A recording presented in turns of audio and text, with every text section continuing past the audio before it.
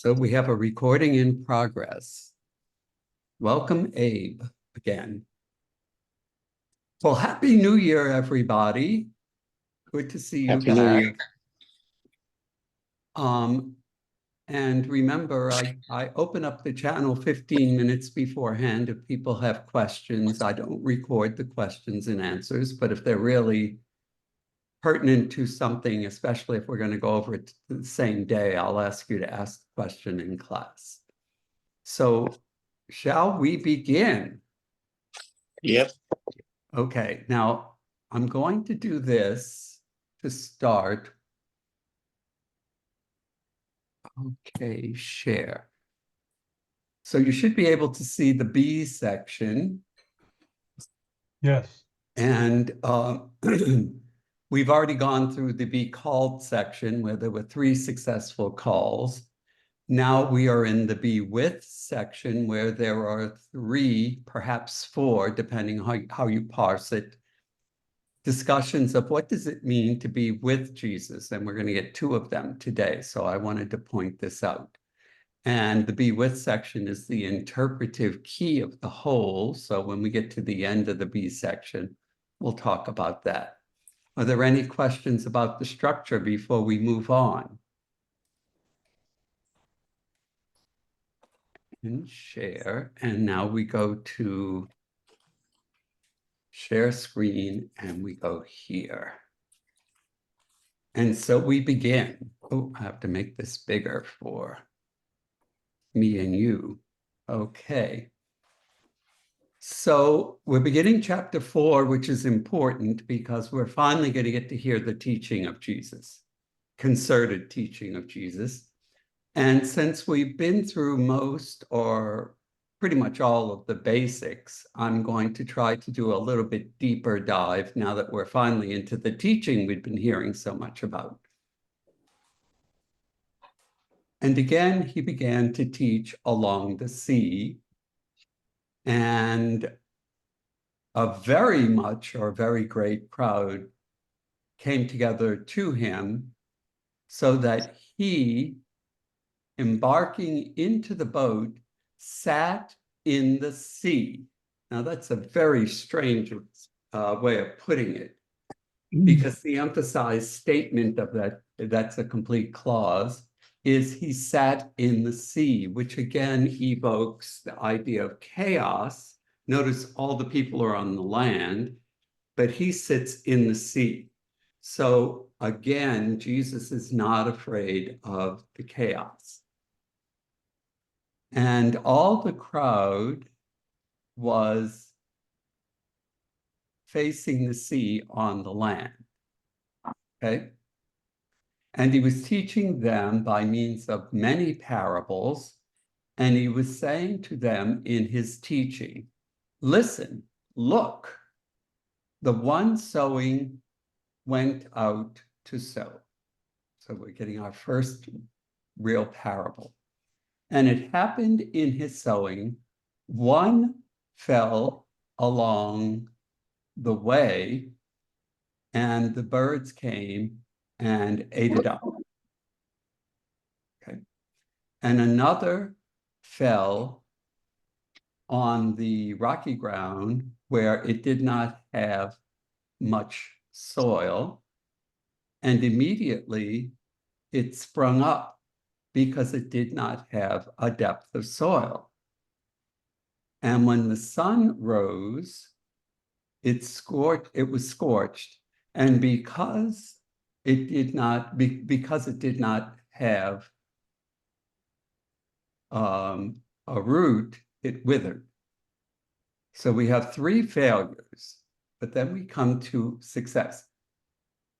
I'm sorry, we had 2 failures. This is the 3rd one. And another one fell into the thorn bushes, and the thorn bushes came up and they choked it, and it did not bear fruit. So we have 3 unsuccessful sowings.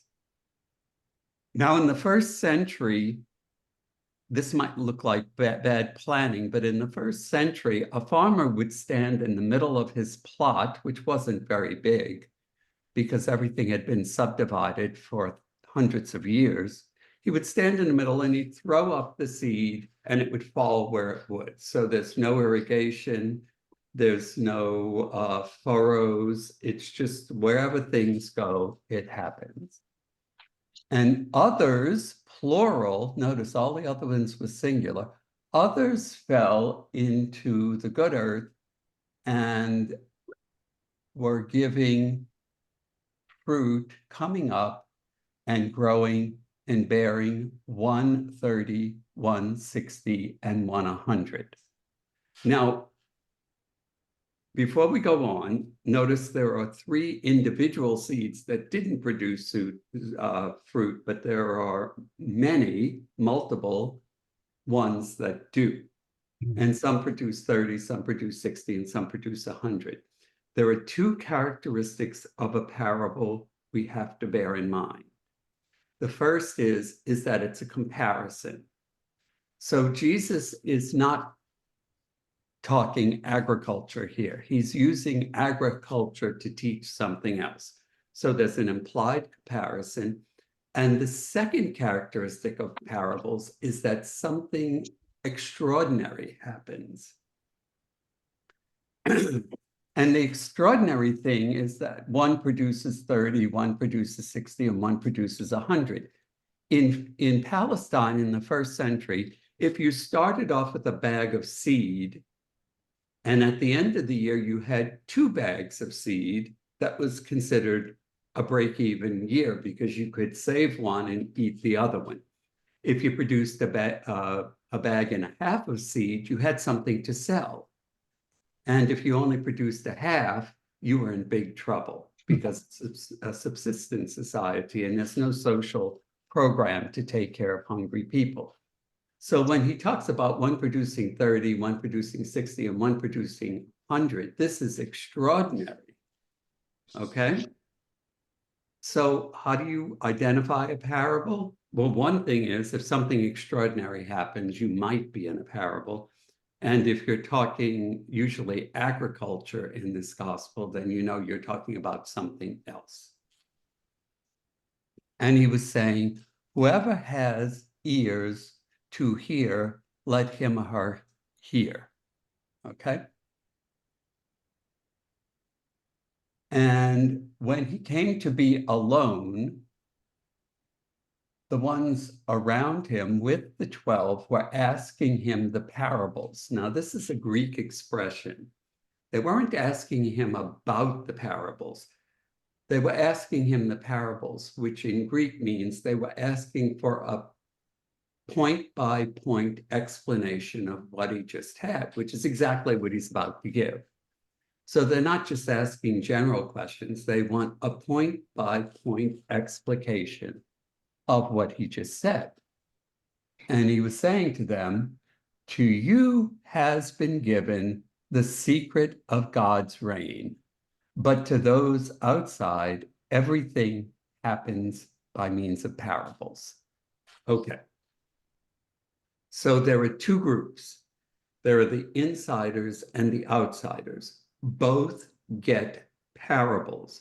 What distinguishes insiders from outsiders? They come to Jesus and ask for an explanation. So there aren't set insiders and outsiders.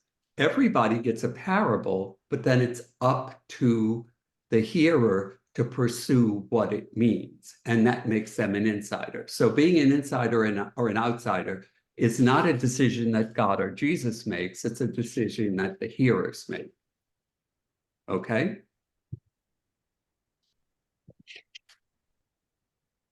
Now, what is the secret of the reign of God? Well, Mark hasn't had Jesus tell us. So Jesus assumes that the secret of the reign of God has been given to them, but we don't know as the listeners who it is, what it is, because he hasn't told us. Okay? So everything comes in parables so that looking, they might look and not see, and hearing, they might hear and not understand, lest they turn and it be forgiven for them. So this is an Isaiah quote.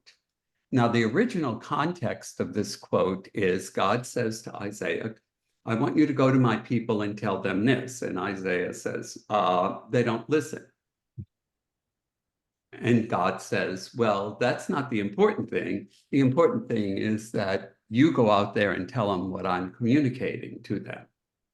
Because again, it's the same thing we just saw with the insiders and outsiders.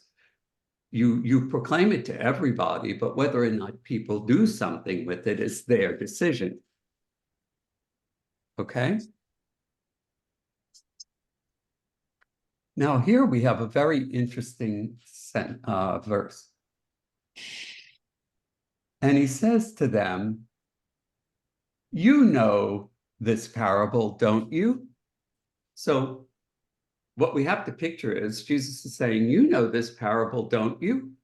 And then he realizes they don't. So he says, well, to you has been given the mystery of the secret of the reign of God. It could be mystery, but the Greek word means secret. To you has been given the secret of God's reign. And he says, you understand this, don't you? And then there's a pause. And then he goes, how will you understand all of the parables? If you don't get this one, you're not going to get any. This is pretty straightforward. So this is a portrait of Jesus that we don't see frequently in the Gospels, where he's assuming one thing and something else happens. Mark has the most human presentation of Jesus around. So far, we've seen him become super merciful, super happy, and super angry. So he's full of human emotions. We have no doubt of the humanity of Jesus in Mark's gospel.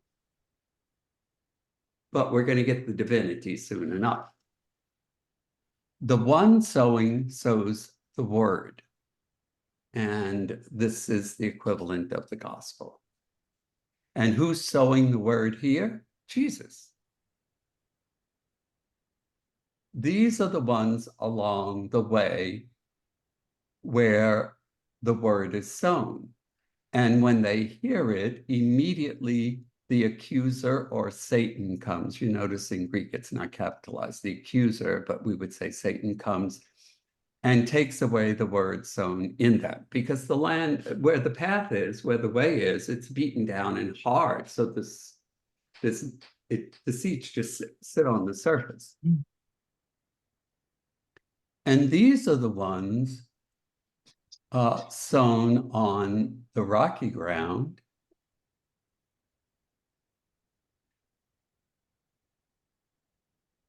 Who, when they hear the word, immediately they receive it with joy. And they do not have a root in themselves, but are basically for a time or temporary. Then, when the squeeze or pressure, I don't know how they're translating it. Let me see.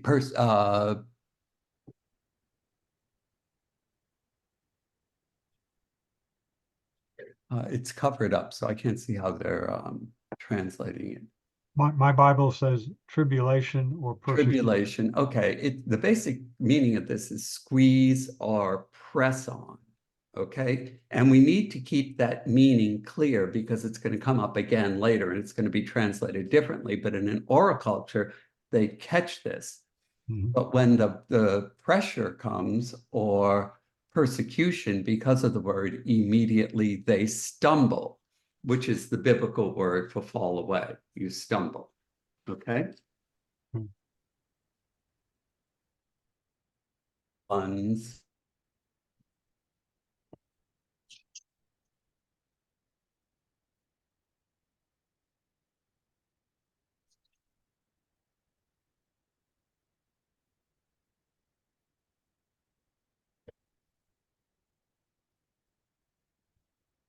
Hello.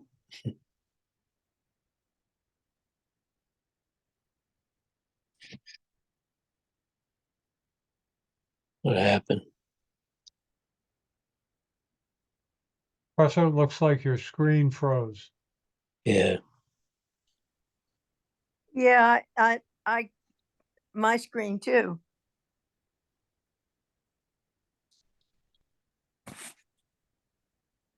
There we go.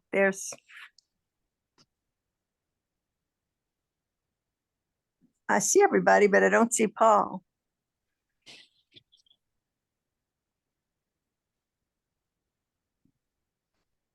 He may restart us momentarily. Yep, probably. There he is. Okay. Yeah, it just kicked out on its own. I wasn't touching anything, so I will have to start the recording again. Oh, no, the recording is in progress. So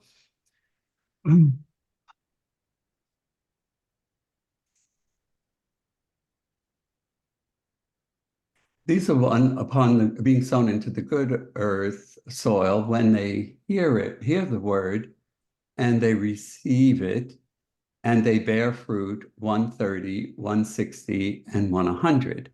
And he was saying to them, oh, so that was the end of that. So the comparison is the one sowing is the one preaching the gospel.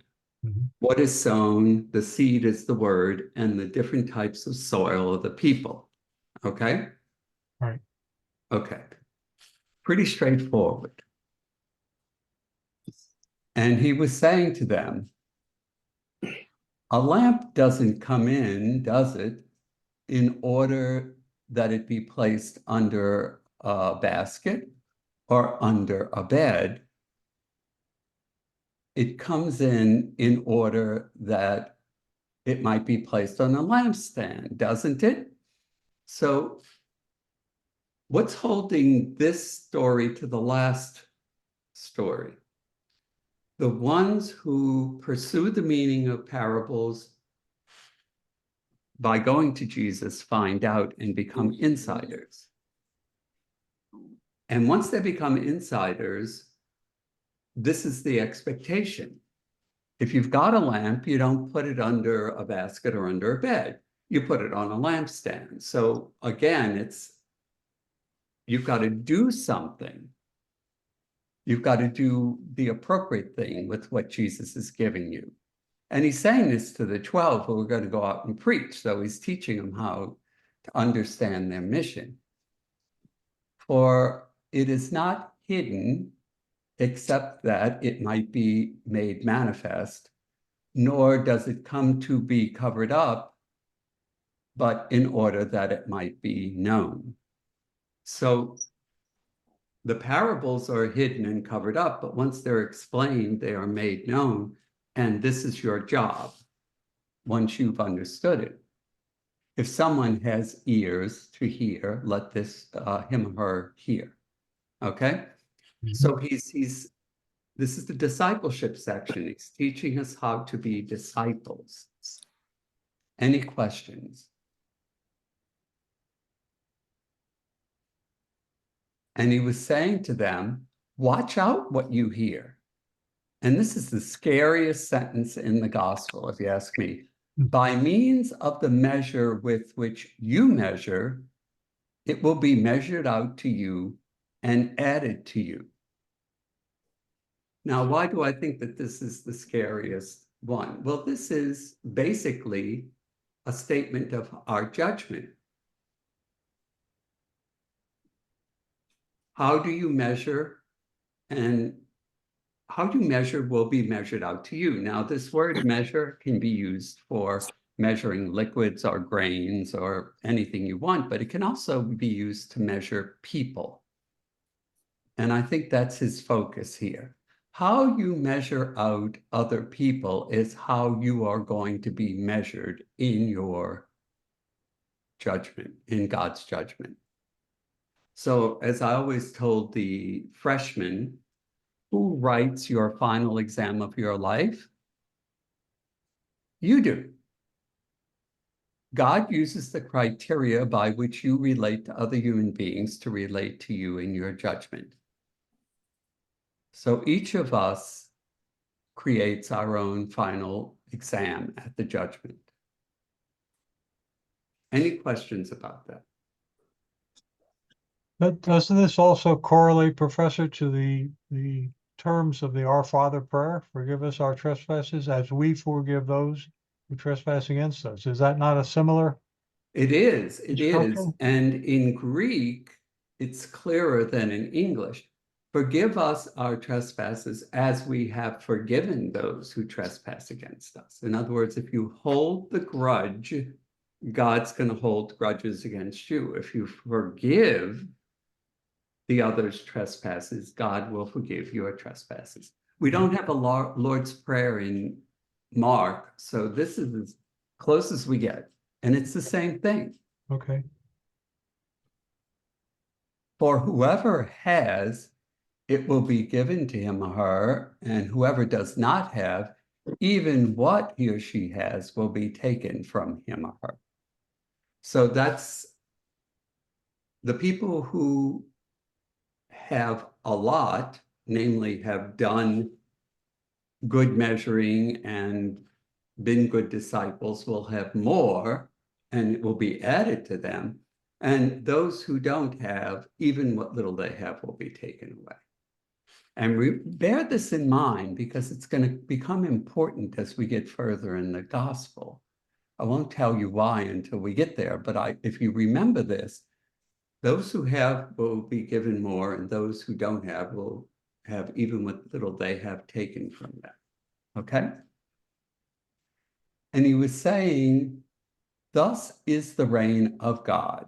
Now, nobody has asked me why I've been translating Basileia to Theou as reign of God instead of kingdom of God. And this is where it becomes important to make the clarification. Basileia does not mean a kingdom. I mean, it could, but it didn't in the first century. It means it now.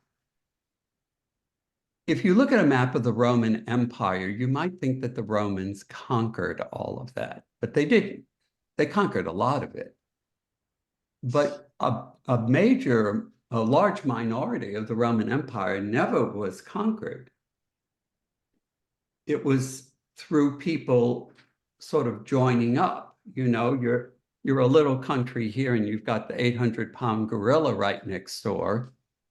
And your choice is either to try to resist, or you say, hey, Romans, why don't you come in?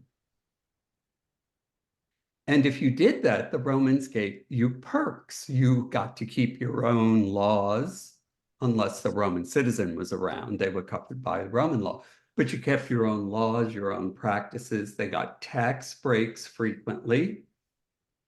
And if there was a disaster there, the Senate could approve funds for you. So like as if you were a conquered territory. So there were lots of perks. But the thing was, once you joined up with the Romans, you had to obey the will of the Basileus, the emperor. So the reign of God isn't a place, just like the reign of the Romans wasn't a place.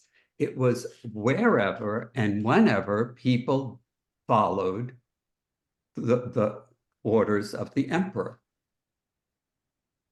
So the reign of God isn't a place, it's wherever and whenever someone is following the orders, or Jesus would say, doing the will of his Father.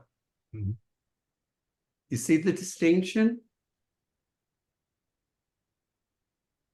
At this point, I would turn to my big class and I'd say the reign of God might be happening 16 times here and not happening 16 times here. It's not a place, it's an event. The reign of God is an event.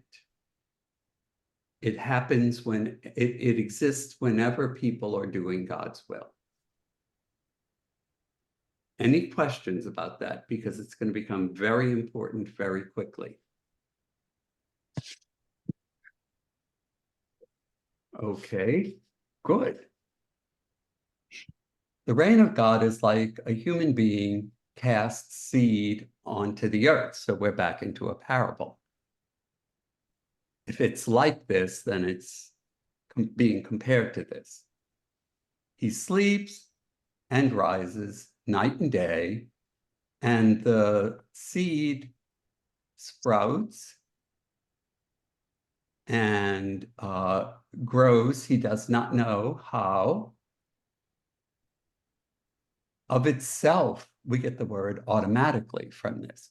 Of itself, the earth produces fruit, first the grass, then the head, then the fullness of wheat in the head.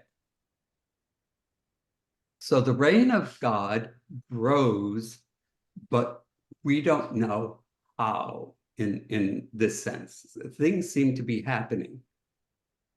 It's real, it's present, but we don't decide how it grows, except in the case of ourselves, if we are doing God's will. So we might not know that the reign of God is growing around us if we don't know that other people are doing God's will. And the fullness of wheat in the head. But when the fruit comes forth, immediately he sends the sickle because the harvest is present. Okay? So the farmer does his thing, but the reign of God is growing imperceptibly. I mean, over a long haul, you can see it, but you might not see the growth one day to the next. But it is growing. Have faith.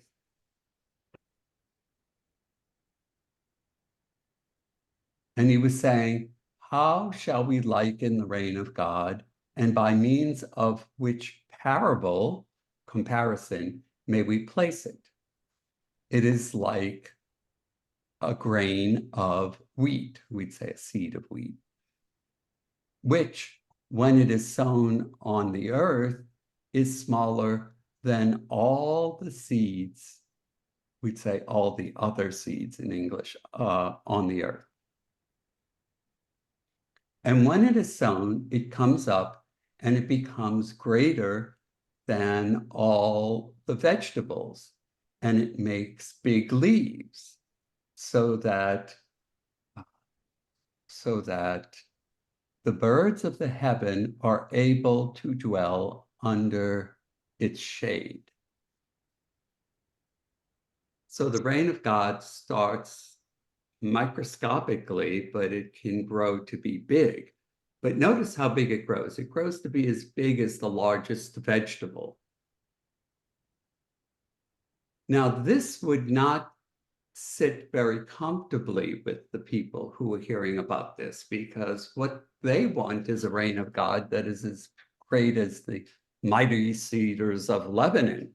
And Jesus is doing something here, which is lowering your expectations. Because if you ask somebody in the Old Testament, what if you wanted to use a plant imagery, what is the reign of God like? Well, it's like the mighty cedars of Lebanon. No, it's like a great big bush that does provide some shelter from the sun and elements. If you ask somebody, anybody know Meshach, Shadrach, and Abednego? Remember those guys? Yep. They were thrown into the fiery pit, and because they had faith, they walked out the next day without a burn. Look at the end of this gospel. What happens if you're thrown into a fiery pit because of your faith? You're toast. You're going to burn. Our expectations of God are very, very different in the teaching of Jesus. In the Old Testament, you prayed for rescue, and here you pray to be saved, which are two very different things. And all you have to do is look at what happens to the Son of God to know that God is not going to come in and fix everything. So the reign of God brings consolation, it brings shelter, it brings other things, but it's not what we traditionally expect God to do, which is to step in and fix everything. These are hard teachings. And by means of many such parables, he was speaking to them the word just as they were able to hear it. But without parables, he was not speaking to them. But in private, he was explaining all things to his disciples. So everybody gets the parable, but it's the people who come to Jesus for explanation who get the explanation, who understand the comparison. Okay? Mhm. So these are pretty hard teachings because they are not giving us what we expect from the Old Testament. In the Old Testament, if you're in slavery in Egypt, God will pull you out. No, your job is to do God's will and let the reign of God grow secretly. Okay? And that's the secret of the reign of God. It's great, it's wonderful, it's good, but it's not what we might want. We'd probably want something much more powerful and extravagant and flamboyant. No, no. Your job is to do your job, to be a lamp on the lampstand. Your job is to spread the word. That's pretty heady stuff. Any questions before I go on? And he says to them on that day, when it was evening, let's pass to the other side. Now, this is, everybody would know what this means. It means the other side of the Lake Gennesaret, Jordan Rivers, Dead Sea, or in Mark, Sea of Galilee, Jordan River, Dead Sea. Mhm. So he's leaving Jewish territory. And leaving the crowd, they took him as he was in the boat, and other boats were with him. Okay, so we're going to find out what it means to be with Jesus. Be with Jesus. You need the whole three words. Were with him. Okay. Now, I have no idea what it means to take him in the boat just as he was. I don't know. I don't know what that means. I used to tell my students it must have been a bad hair day for Jesus. I don't know. Nobody knows. If anybody says they know, they don't. Okay? And there were other boats with them, but we never see them again. So this is a strange way to start a story. You have a rather vague, I don't know what it means statement, and then other boats which never show up again in the story. And it's a miracle story. So what do we expect from a miracle story? Who can remember 2 weeks ago? We expect a skewed chronological order, and boy, do we get it.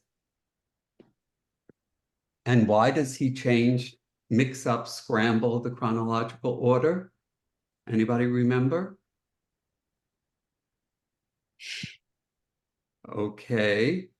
I'm used to teaching freshmen. They never remember.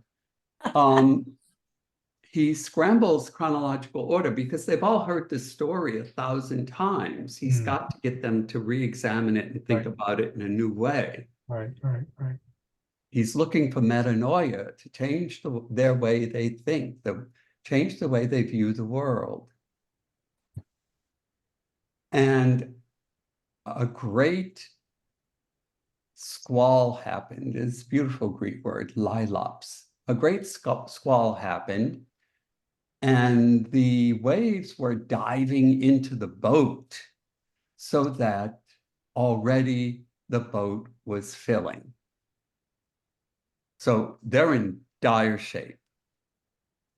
And he was in the stern on a cushion sleeping. There's our first bad chronological order. Jesus has to be asleep before this all starts, right? I mean, who can fall asleep when your boat's sinking? So Mark is scrambling the chronological order. And they roused him and say to him, "Teacher, isn't it a concern to you that we are being destroyed?" And he woke up. So what were they doing? Talking to him in his sleep. What good does that do? So again, the chronological order is scrambled. And waking up, he commanded the wind and he said to the sea, "Be quiet, shush up." Where have I heard that before? Yeah. He in the synagogue, demon. he told that to the unclean spirit. So Jesus treats the wind and the sea as disobedient children of some sort. He talks down to them. So the first thing to note, just like with unclean spirits, the sea, diseases, now the weather and the sea again, it's no competition. Jesus, this isn't a manicky world. Excuse me. This isn't a manicky world where we have equal opposing forces of good and evil. Jesus is completely in control.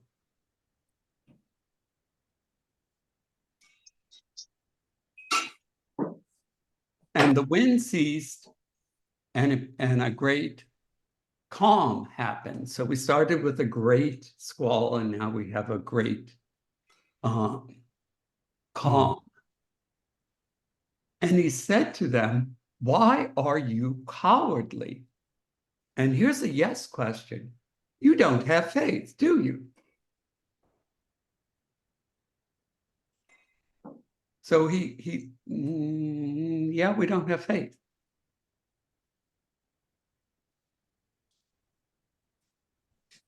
And they feared a great fear. That's a Semitic expression, to fear a great fear. In other words, they were super afraid. Notice, when are they afraid?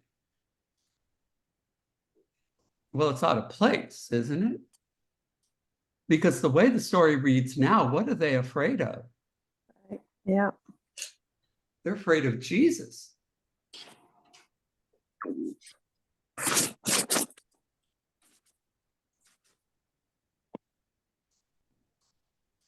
And they were saying to one another, "Who then is this that even the wind and the sea obey him?" Now, this is a pretty damning statement by the disciples, because let's see, according to the scriptures, whom does the weather, the wind, and the sea obey? It's a very short list. God. And they just saw it with their own eyes. These disciples are pretty dense. Oh, get used to it. Mark is going to beat up on the disciples like nobody else in the New Testament. Well, these are simple men. These are simple men, but they all know enough scripture to know that only God can control the sea and the weather. I mean, they're living in Galilee. They pray for rain. Why? Because God can send rain. So at the beginning, Jesus thought that they understood the parables, but they don't. Now he's saying, well, you don't have faith, do you? And they wonder who he is. I mean, they've been with him for 3 and a bit chapters. They've seen everything he can do that nobody else can do. If nothing else, they should conclude that he is unique among human beings. And he can also, he claimed earlier, to be Lord of the Sabbath and to forgive sins. Those are 2 jobs that are reserved to God. I mean, they're pretty slow on the uptake.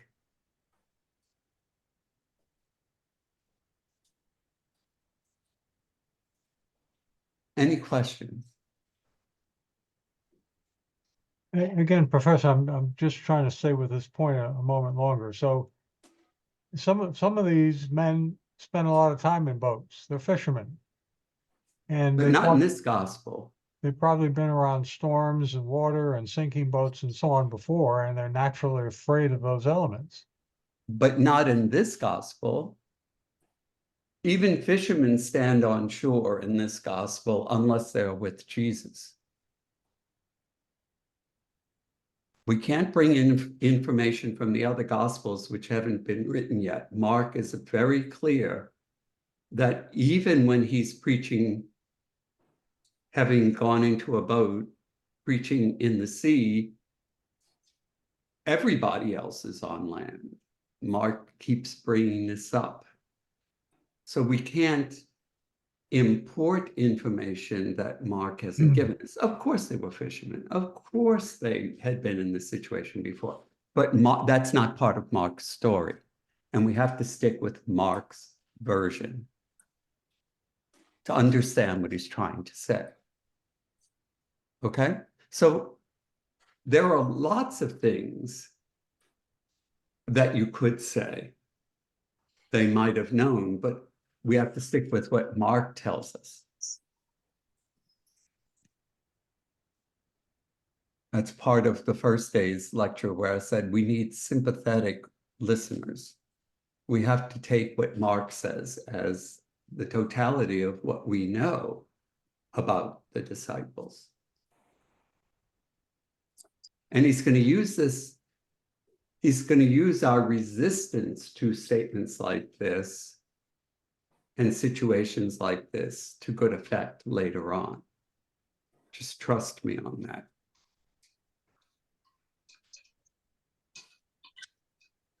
And they came into the other side of the sea, into the region of Gennesaret, of the Gennesarones.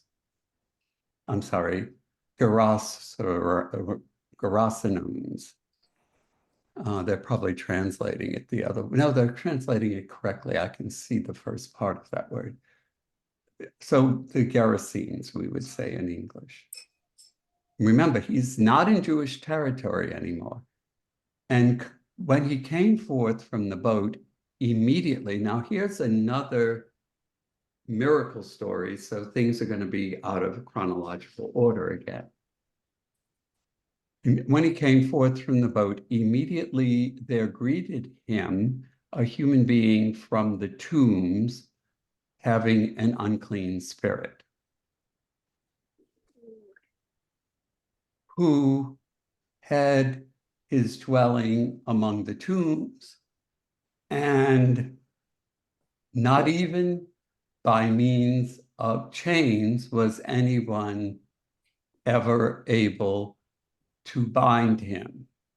Okay, so he can actually break chains. This is pretty significant because he frequently was bound with foot bindings and chains, and they were the chains were burst by him, and the foot bindings were broken by him, and no one was strong enough to bind him.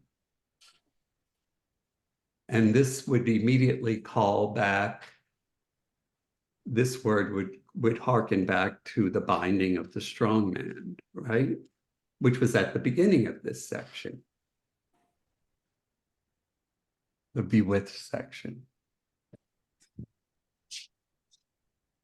And throughout all the night and day, he was among the tombs and in the hills, crying out and cutting down himself with stones. So cutting stones down on himself, we would say. So he was doing self-mutilation. And seeing Jesus from a distance, he ran and fell down to him This could also mean worship, but in this situation, I think it means fell down to him. And crying out in a great voice, he said, "What to me and to you?" Which is the same thing the last unclean spirit said. What's the business between us? Jesus, Son of the Most High God, I make you swear by God that you not molest me or harm me. Now he's not in Jewish territory anymore. And what's the first thing an unclean spirit in a non-Jewish territory does? Tries to put a spell on Jesus. He identifies Jesus by his name, Jesus, Son of God the Most High. He uses his name and then he speaks a spell. It's not going to work. The Greeks and Romans were very much into spells. So this is not Jewish territory. So the first unclean spirit we meet there must be a Gentile unclean spirit because it tries a spell. Because he was saying to him, unclean spirit, come out of the human being. So that actually should happen before the unclean spirit tries to put a spell on Jesus. So the chronological order is a little mixed up. And he was asking him, "What is your name?" And he says to him, "My name is Legion because we are many." Well, to cast the spell in reverse, Jesus would want to know his name. He doesn't have to cast a spell, but the demon thinks because he's got the name of Jesus, he can cast a spell, and Jesus just pulls the name of the demon, unclean spirit, out of the unclean spirit. So he's in complete command of the situation. And he begged him at length that he not send him out of the region. Now, this is, we need a little demonology here. Demons and unclean spirits were thought to be bound to a particular region in this culture. In other words, they would float around, but only in a confined area. So if Jesus, he doesn't want to be sent out of the area because this is his area. But there was there at the mountain a great herd of pigs feeding. And he begged him, saying, "Send us into the pigs, send us among the pigs so that we might enter into them." And he permitted them. And coming forth, the unclean spirit, when the unclean spirit coming forth, went forth among the pigs, and the herd rushed down the slope into the sea, about 2,000 of them, and they were choked or drowned, we would say, in the sea. So notice, we've got a very unclean person with an unclean spirit in an unclean region where they keep pigs, which are unclean. And what is the final result? All of this uncleanliness is thrown into chaos and destroyed. Okay? Any questions? And the ones feeding them fled. Those are the pigs. Feeding them fled and announced into the town and into the fields, and they came to see what is the thing having happened. And they come to Jesus and they see. Now, this is an important word, to see. This isn't the one we've been using. This means you see something and you draw a conclusion from it. In other words, they make a recognition of something. What's the recognition? They see the demon-possessed one sitting, clothed, and being of right mind, the one having had legion, and they were afraid. So again, the fear is in the wrong place, because according to this, they're more afraid of the man sane and well than they were of him be able to break chains. And they narrated to them, these are the ones feeding, the ones seeing, narrated to them how it happened for the one being possessed by a demon and about the pigs. And they began to beg him to go forth from their territories. Okay. So their response to Jesus is quite negative. He's bad for business.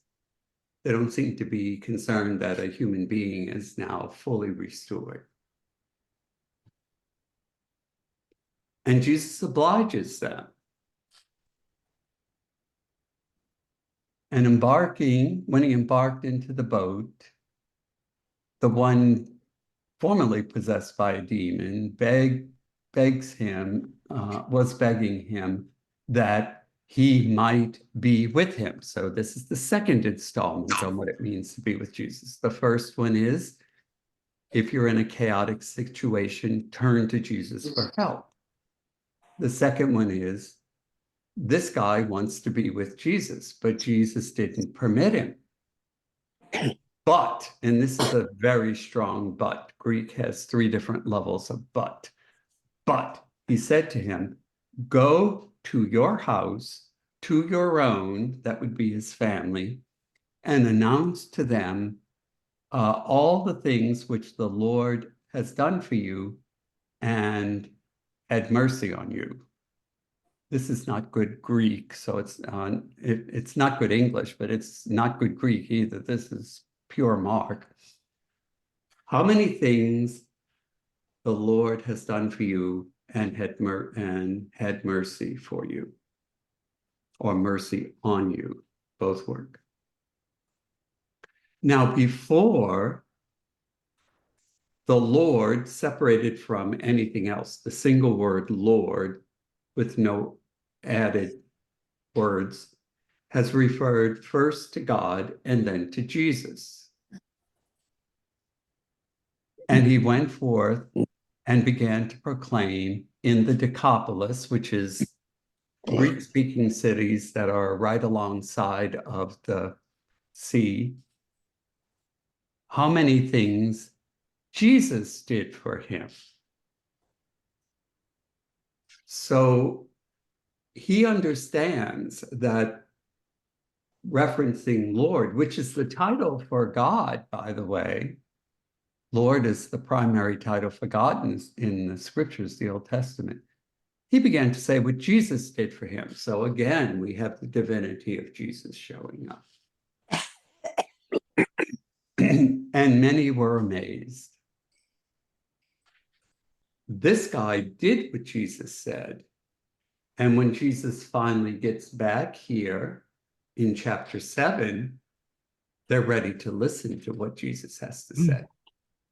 So there's the difference between the leper and the demoniac.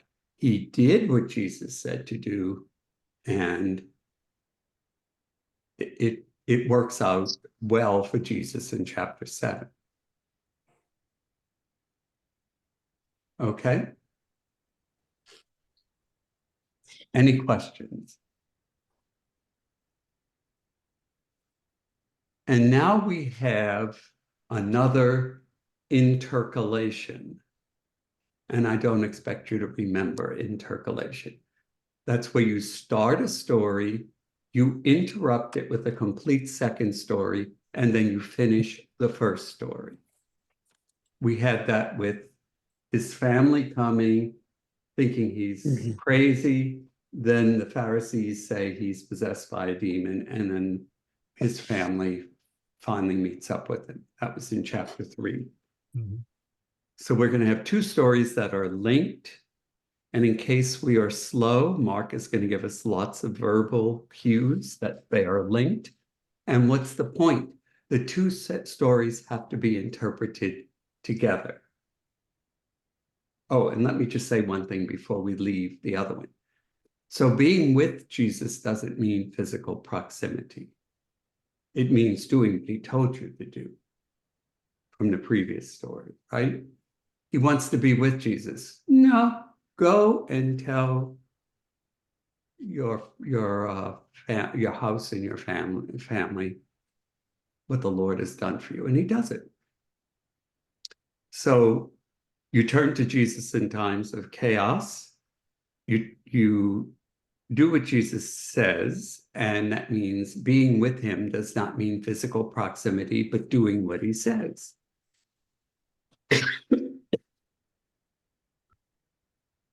Okay. And when Jesus passed by means of the boat again to the other side, so he's back in Jewish territory, a great crowd gathered to him. In Greek, it says gathered on him, and he was beside the sea. So he's beside the sea, and the crowd's right in from the sea, gathering against him. And one of the synagogue leaders by the name of Jairus comes to him and seeing him falls at his feet. And he begs him. Notice how much begging is going on in chapter 5.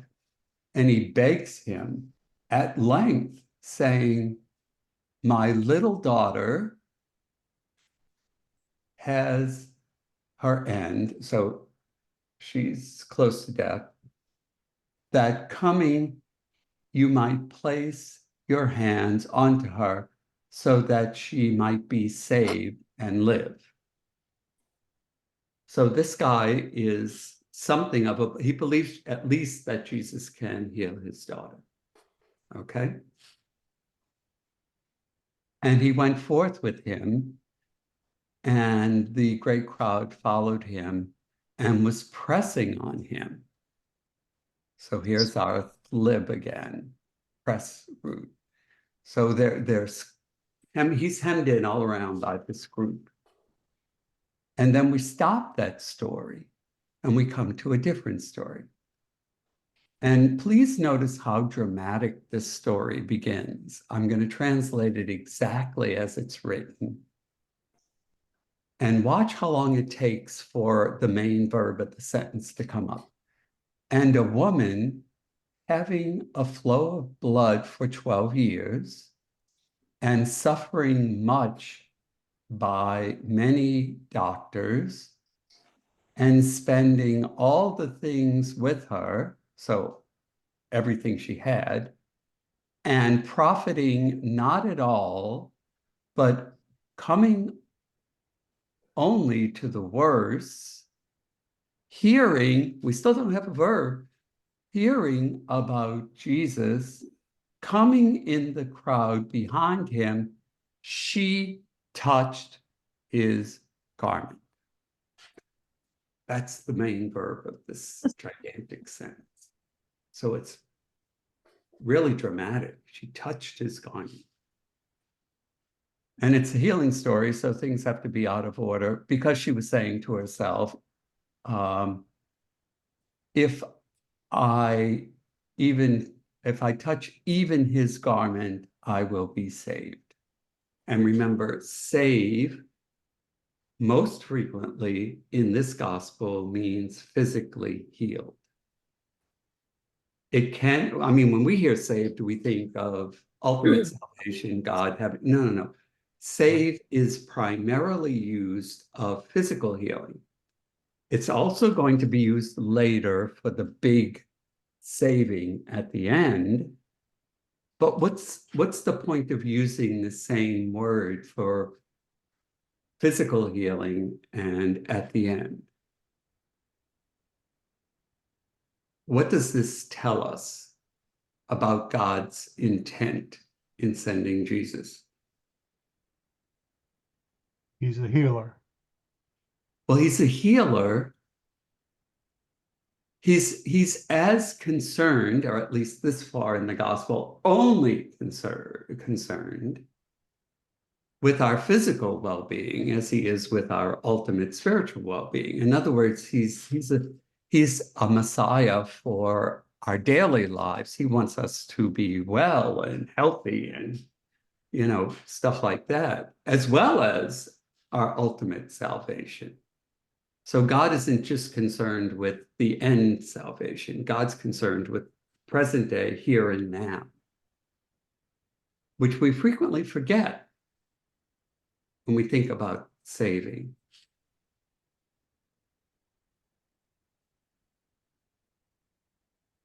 Okay. And immediately the flow, it's a spring, so it's not just a flow, it's a gushing. The gushing of her blood stopped. She knew in her body that she was healed of her lash. So she still thinks, like people in this time, that such things are a lash, a punishment for sin.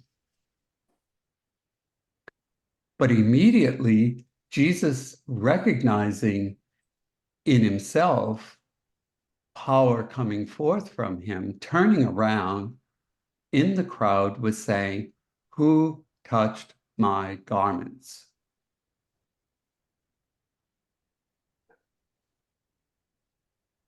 And his disciples were saying to him, "Look at the crowd pressing you, and you say, 'Who touched me?'" And looking around, here it is again, something big always happens, looking around to see the one doing this, and we lose it in English. This is feminine. He knows a woman touched him. And this is important for the story. If you spoke Greek, you have to say the gender of the one touching you. And looking around to see the one doing this, he's looking for a woman. Now that should be quite easy in this crowd, because in this culture, he's back in Jewish territory, women come out at sunrise and sunset to get water. Right. And that's it. They're inside. So this crowd is 99% men. And he's looking for a woman in the crowd. Okay?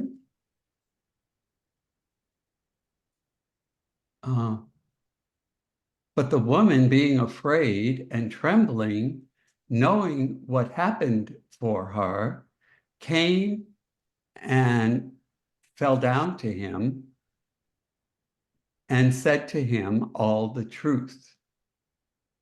But he said to her, "Daughter," there's your first cue. We had saved, now we have daughter. The little daughter was in the first part of the story. Right. "Your faith has saved you."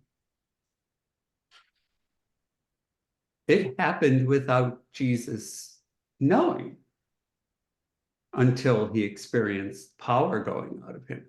It's her faith that saved her.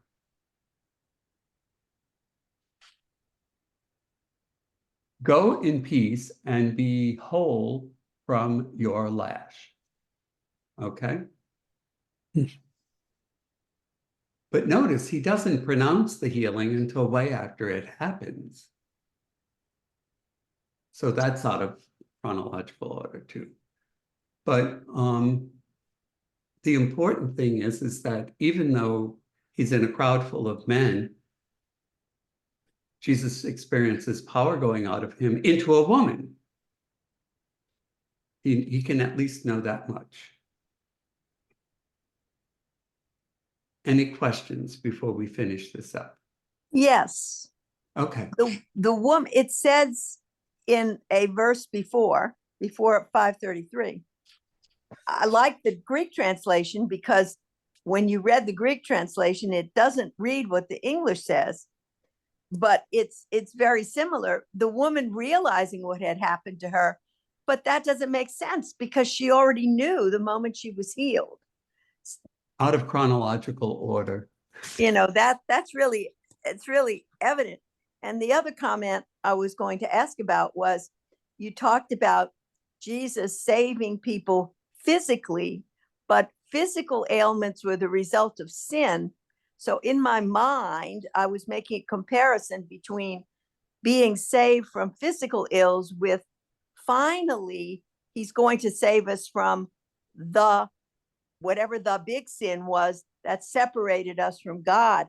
So I'm kind of looking at all these physical healings now from a different perspective, sort of preparing us for the big one, the one that really matters in the end. Is that Right. far-fetched?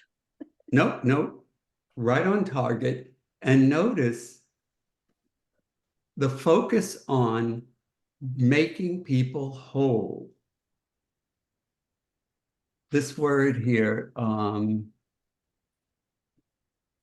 be whole, hugies, be whole from your lash. God is not simply concerned with the ultimate disposition of us. God is concerned with our daily existence. So I think people frequently lose sight that God came to save us. I mean, Jesus came to save us here and now in our physical existence, as well as in our everlasting existence. But you are right. You are right. Anything else? There seems to be a pattern where Jesus is trying to be careful because every time his power is revealed, it strikes fear in people.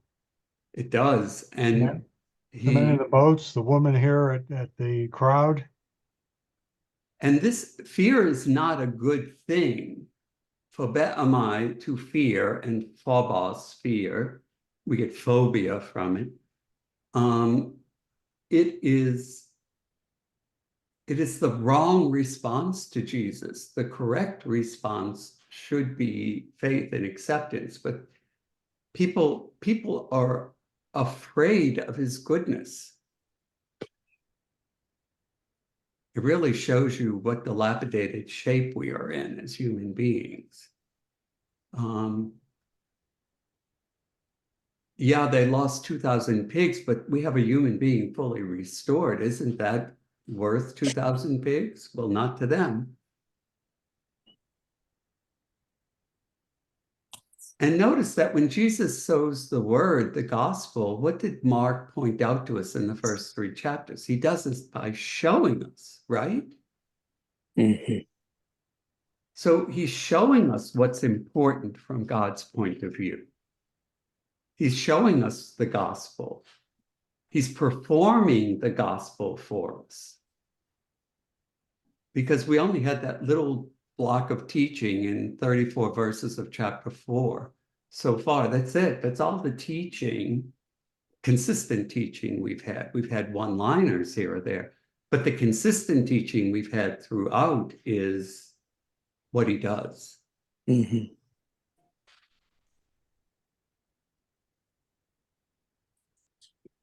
Oh, there we are. I'll lose my place. Anything else before we move on? While he was still speaking, some from the synagogue leader come saying, your daughter died. So we've got the word daughter again. Why are you still bothering the teacher? Well, he didn't know his daughter died, you know. But Jesus, overhearing the word being spoken, says to the synagogue leader, don't be afraid, only believe. So Jesus never says fear. He always says, don't fear. Don't be afraid. Me fabu. Don't be afraid. Believe. And he didn't permit anyone to follow along with him except Peter and James and John, the brother of James. And these big 3 show up a lot from now on. And he comes to the house of the synagogue leader, and he draws a conclusion. This is that big word for see. He draws a conclusion. He sees a tumult and weeping and lying a lot. Okay. If you ever on the news, when they broadcast funerals from present day Muslim countries, they go, Allah, la, la, la. They still do that. Mhm. Oh, If the daughter just died and they have all of these people there and they're men, these are professional mourners.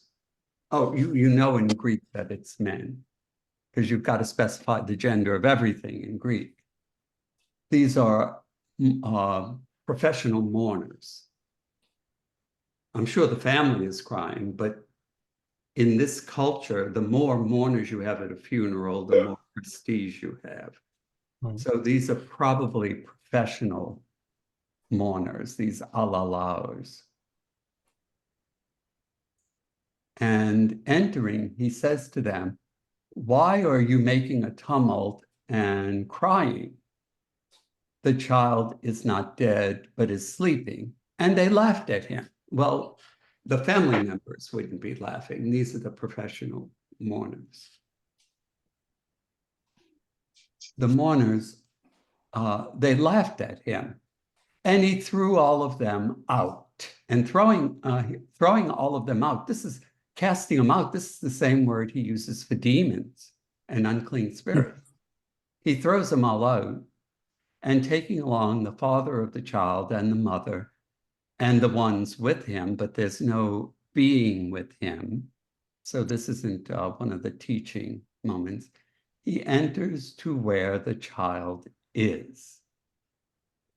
Or we'd say is where child was. And grasping her hand. So he's doing a physical healing.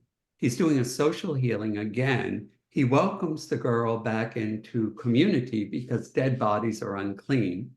And so excommunicated. He welcomes her back into the community. Grasping her hand, he says to her, Talitha cum, which is being translated, little girl, rise. The I say to you is Mark throwing it. Talitha is little girl, and again, cum is rise. Then he performs the physical, in this case, a really important healing. Immediately she stood up, the girl stood up. And here, for a change, he uses one of the words for resurrection. Now, she just was she wasn't raised from the dead like at the end, but he uses that same word to show me that bringing somebody from death or the brink of death is also what he does.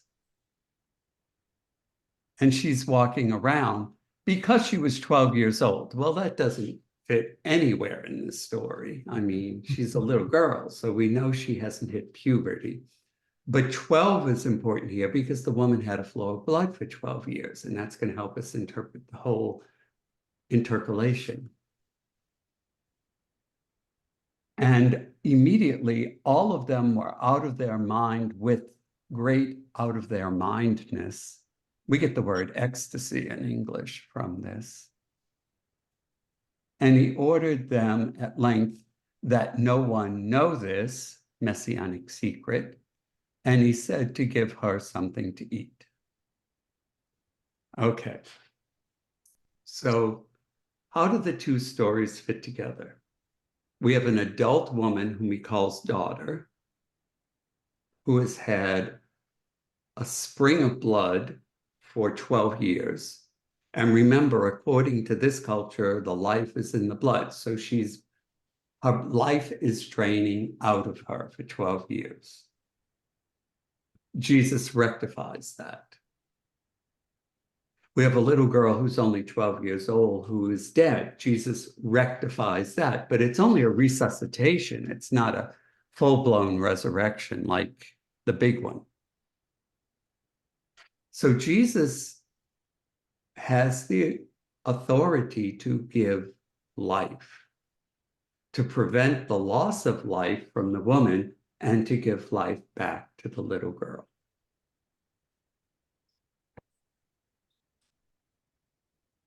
Any question?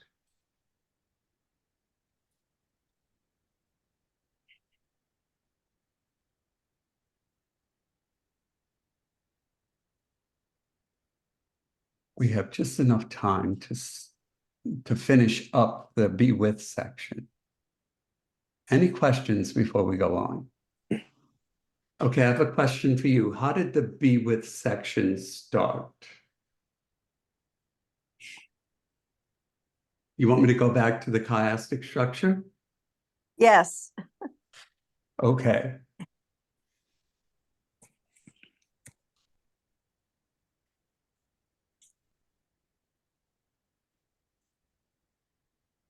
So were those the instances where Jesus was being invited to follow the disciples? Was that the first of the be with? Oh, no. The beginning of the be section, the be with section, was Jesus made 12 to be with him. And then that's the introduction. And then the section starts with 3:20, which is his family thinks he's crazy. The Pharisees say he's possessed by a demon, and Jesus reconstitutes his family, being those who do the will of his Father. Remember? Here's Yes. the conclusion to that. We are now at the end of the be with section, and what happens? He goes to his native place and he's with his kinsfolk. So notice how carefully Mark has plotted this. It starts with his family. It starts with his kinfolk, because in the beginning he just says his relatives, and it ends with his kinsfolk. So he's balancing this off. It's completely resolved now. Okay? Let me get away from this and go back to the Greek.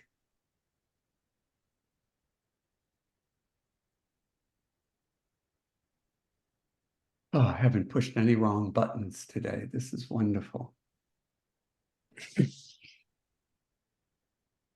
And he went forth from there, and he comes into his native place, his patris, his fatherland, we would say. And his disciples followed him. And when the Sabbath happened, he began to teach in the synagogue. We're not going to hear what the teaching was. And many hearing were astonished, saying, now I'm going to translate this literally, whence to him these things? So where did he get these things? And and which wisdom is being given to him? And the power, such powers coming to be working through his hands. Okay. So they recognize that he's got something special. Whence this to him? Where did it come from? They recognize special wisdom being given to him. They recognize powerful deeds happening through his hands. Is that enough to make you pay attention? Apparently not. What's the first thing they go to? Isn't this the carpenter, the son of Mary? Son of Mary is a very left-handed compliment because you were always identified by your father. So this is a snide remark on their part. You would only identify a boy as the son of the mother if she were unmarried. So they're really insulted by all of this. They're not impressed. They are insulted by this. Isn't this the carpenter, the son of Mary, the brother of James and Joses and Judah and Simon? His sisters are here with us, aren't they? And they stumbled on him. People aren't picking up the cues.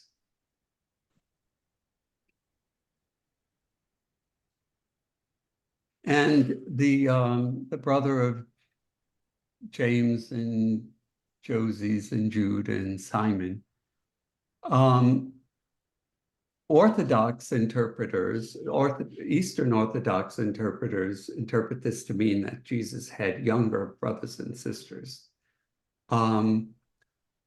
In Aramaic, which is the original form of the story, you use brother for any male relative your age. So do with it what you want. Catholics interpret this in the sense of male relatives of his own age and female relatives of his own age. Orthodox interpret this as Jesus had younger brothers and sisters. So they preserve the virgin birth, but they let Mary have other kids. Question? I'm sorry? I have a question. Yes. So we know Joseph is dead at this point. Even as a deceased father, he would still be described as the son of Joseph? Yes. Okay. And in this gospel, we don't know that. We never even find out what his father's name was. He's always called Jesus of Nazareth, which is a very strange thing. I mean, Jesus of Joseph would make more sense because Jesus is the most common male name everywhere in Palestine, in Jewish Palestine. It was the most common male name because it's Joshua in Hebrew, and he was like George Washington. He conquered the Holy Land. So that was the most common name given. It's also a nice name to have because if you sound it out in Hebrew, Yehoshua, it means God saves. So it's a nice name, but it was used most frequently because of Joshua, who conquered the Holy Land. Like I said, it was like George Washington, the founder of our general of our country. Quick comment. I'm sorry? Just a brief comment. Jesus is also a very, very, very popular name in Spanish-speaking countries. Oh, I know. Yeah, and when you want to refer to God, you call him Jesucristo. Jesucristo, right. Right. I'll tell you a quick story at the end, if we get there, about Spanish and Jesus. But we want to get through this story. And they stumbled on him. So they are like the family we met in the beginning. And Jesus was saying to them, isn't a prophet without honor in his own fatherland and among his own kin and in his own house? And the answer is yes. And this harkens back to the way the prophets were treated in the scriptures. And he wasn't able to do there any powerful deed except placing his hands on a few sick people. He cured them. And he was amazed because of their lack of faith or unfaithfulness. And this means he's surprised. This word means he's surprised and amazed. It's a shock to him. I mean, what does this guy have to do to get people to draw the conclusion that he is of God and like God? Okay? And believe it or not, the be with section ends right here in the middle of a verse. So we're going to save that for next time because we only have a few minutes. Any questions before I tell you my quick story, and then we can't move on. It's too complicated. We have to put all the rest of it together next week. Any questions, comments, concerns?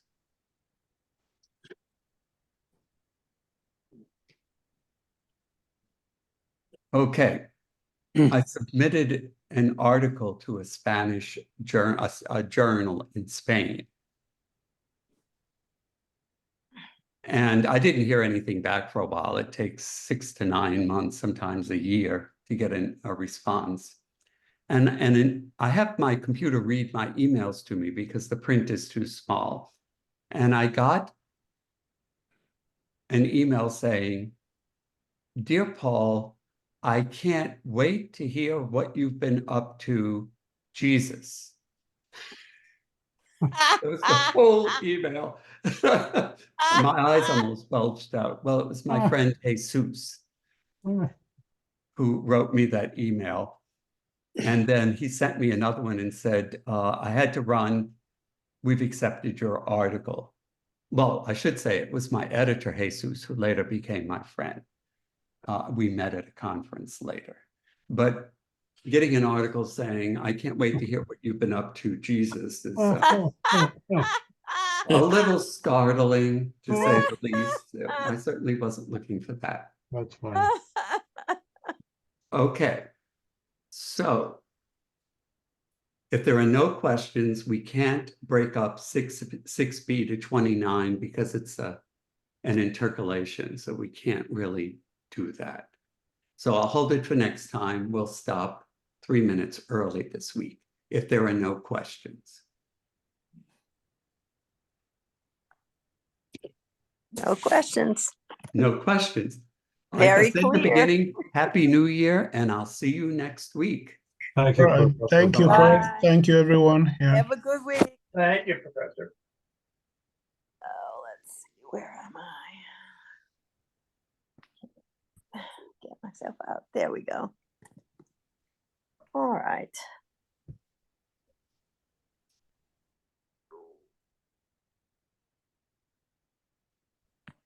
Okay, I still have you, Carol. I I still can't have get you, myself out. Cara, and I still have Let's you, see. All right. Ngay. All right. I think I'm out now. Am I out No, now? you're No, still up in, but now I'm I going to am. put Here we you go. out. How's that?